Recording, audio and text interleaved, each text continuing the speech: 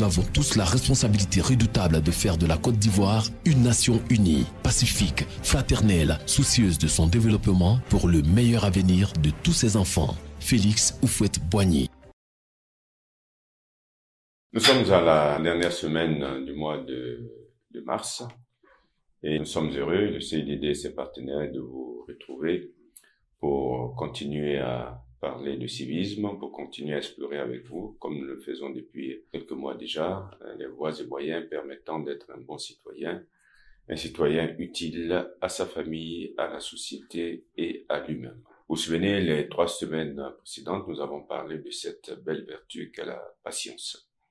Et dans cette dernière vidéo du mois de mars, nous avons décidé d'évoquer 2 vertus qui sont comme la patience rattachées aussi à la vertu morale de la force, que sont les vertus de la constance et de la persévérance. Et comme nous le faisons d'habitude, nous allons commencer par les définir.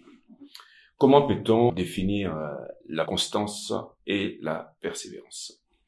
Eh bien, pour ça, nous allons regarder, comme nous avons l'habitude de le faire dans le dictionnaire Larousse.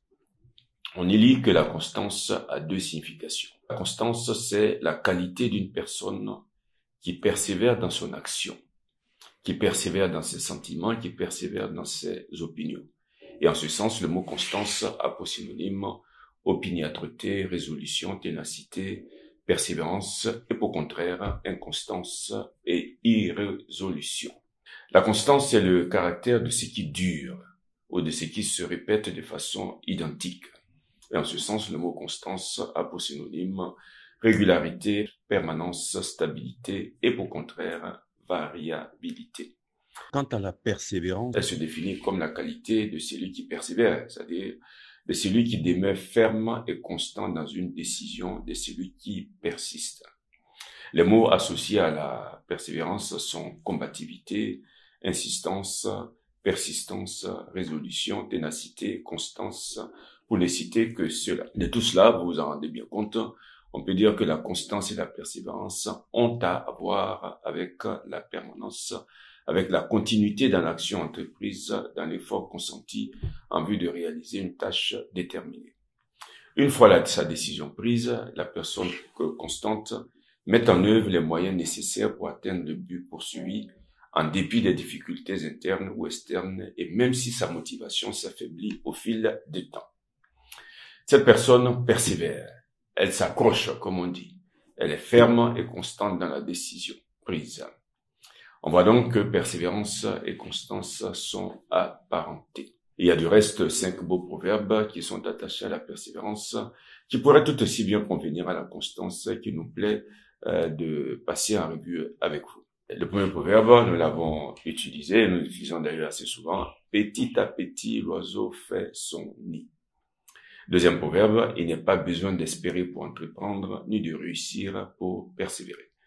Et troisième proverbe, vent du soir ou pluie du matin, n'arrête pas le pèlerin. Quatrième proverbe, la persévérance vient à bout de tout. Le dernier proverbe, la goutte d'eau finit par creuser le roc. Il est bon de préciser que la constance et la persévérance ne doivent pas être confondues avec l'obstination. La vertu ne consiste pas à poursuivre à tout prix son objectif si on s'aperçoit qu'on s'est trompé. La sagesse recommande là de s'arrêter et de rectifier. La ténacité exercée à propos de l'erreur ou du mal est entêtement. Elle devient par contre vertu lorsque son objet est le bien, car là, elle devient persévérance. Et donc, l'obstination, lorsque elle concerne l'erreur et le mal, est entêtement et est loin d'être une vertu. Et l'obstination devient vertu, là, en ce qu'elle devient persévérance, lorsque son objet est le bien. D'un autre côté, la constance et la persévérance ne doivent pas être confondues avec la routine, parce qu'il ne s'agit pas d'adopter une attitude et de la maintenir de façon invariable et répétitive, sans raison valable. Une fois qu'on a défini ces notions, la question qui vient ensuite, c'est de savoir, est-ce que la constance et la persévérance sont nécessaires? Évidemment, la réponse est positive. Oui, la constance et la persévérance sont nécessaires pour les raisons suivantes. Tout le monde en a fait l'expérience. On se rend bien compte qu'après des efforts réitérés, on se fatigue, on se lasse. Et ce sentiment de fatigue et de lassitude entraîne quoi? Entraîne le découragement et la mollesse. En effet, l'ennui qu'on éprouve à renouveler ses efforts a pour conséquence de détendre les énergies de la volonté, ce qui produit un certain affaiblissement moral ou découragement. Donc il y a là un véritable défi pour nous tous, lorsque cela concerne les projets ou activités qui s'étalent dans le temps ou sur une longue période.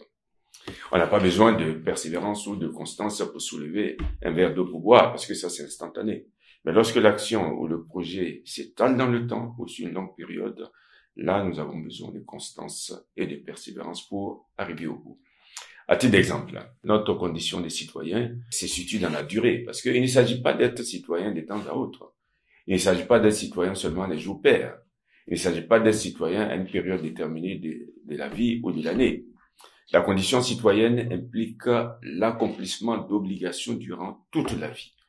Obligations dont nous avons largement parlé dans les vidéos consacrées aux bons citoyens, auxquelles d'ailleurs nous vous renvoyons. Nous devons tous être constants dans cette œuvre de citoyenneté. Nous devons être citoyens toute notre vie et jusqu'à ce que, le temps venu, nous partions de cette terre. Nous devons tous y persévérer, nonobstant les difficultés que cela comporte pour le bien de tous. Évidemment, la troisième question à laquelle nous ne pourrons pas répondre aujourd'hui, compte tenu du fait que nous arrivons au terme du temps pour cette vidéo, c'est comment arriver à être constant, comment arriver à être persévérant. Eh bien, la semaine prochaine, nous tenterons de donner une réponse à cette question.